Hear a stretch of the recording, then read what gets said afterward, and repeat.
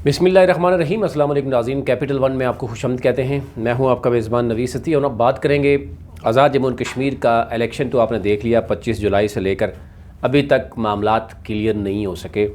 आए रोज़ कोई ना कोई ख़बर मिलती है कि जनाब कौन इस्तीफ़ा दे रहा है, कौन सेटिस्फाई नहीं है, कौन काबीना का हिस्सा बना, कौन नहीं बना। बात करेंगे आज गिलगित बल्तिस्तान की। गिलगित बल्तिस्तान का इलेक्शन तो 15 नवंबर 2020 को हुआ था।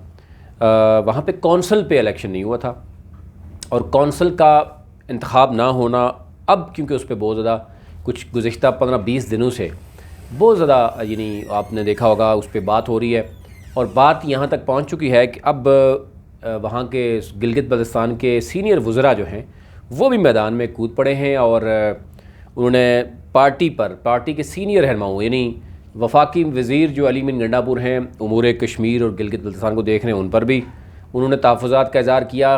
खालिद खुर्शीद जो कि वज़ीर आला हैं उन पर भी और सैफुल्लाह नियाज़ी पर भी कि जनाब बग़ैर मुशावरत के बहुत से लोगों के नाम चल रहे हैं और बहुत से लोग ख़ुद साख्ता तौर पर ये कहते हुए भी नज़र आ रहे हैं कि जनाब एक हमने बाहरी इन्वेस्टमेंट की है और कौंसल का यानी टिकट उनके पास उनको मिलेगा या कौंसल वो आराम से सीट निकालने में कामयाब हो जाएंगे। क्योंकि गिलगित बल्तिस्तान में आप जानते हैं जैसे कि 3 बड़े डिवीज़न्स हैं, यानी द्यामर और अस्तोर है, फिर इस तरह बल्तिस्तान है और गिलगित है।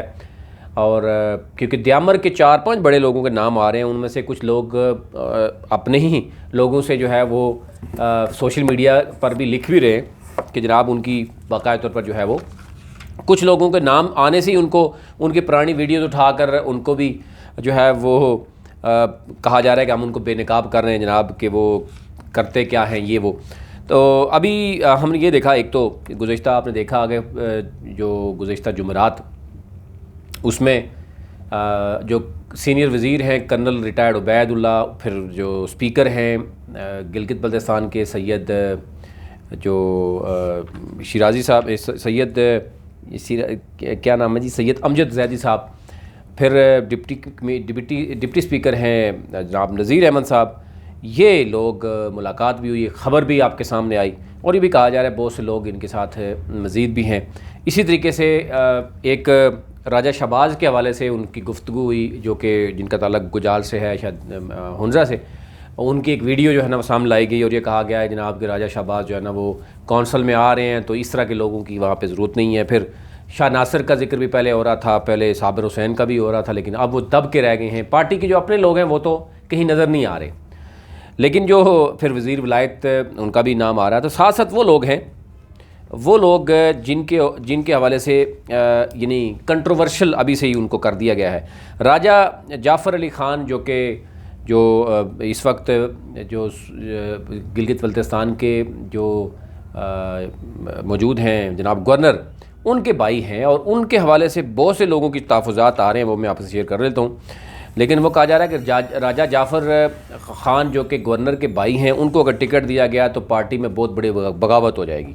फिर इसी तरह द्यामर से सैयद शबील हसनैन हैं, इमाम मालिक हैं, अब्दुर्रहमान हैं, अताउल्ला हैं। अताउल्ला के हवाले से भी बात हुई थी कि उनका काफ़ी हद तक शायद क्लियर हो गया था और अली मीन गंडापुर ने जनाब उनको गो अहेड भी दे दिया था और कहा जाए कि जनाब बड़े लेवल पे डील हो रही। लेकिन आपको पता है कि ये तमाम तर जो चीज़ें होती हैं ये सियासी है, सियासी बयानात भी होते हैं और ग्राउंड पर अगर पैसा चले भी तो उस तरह आसानी से ये पकड़ा नहीं जा सकता, आसानी से चीज़ें नहीं देखी जा सकती। बहुत सी चीज़ें इस शेप में आ जाती हैं, कहीं गिफ्ट चल रहे होते हैं, कहीं गाड़ियाँ चल रही होती हैं, कहीं प्लाट चल रहे होते हैं, कहीं घर चल रहे होते हैं, कहीं पैसा तो अपने अकाउंट में किसी ने मंगाना नहीं है, बहुत से फिर फ्रंटमैन भी होते हैं।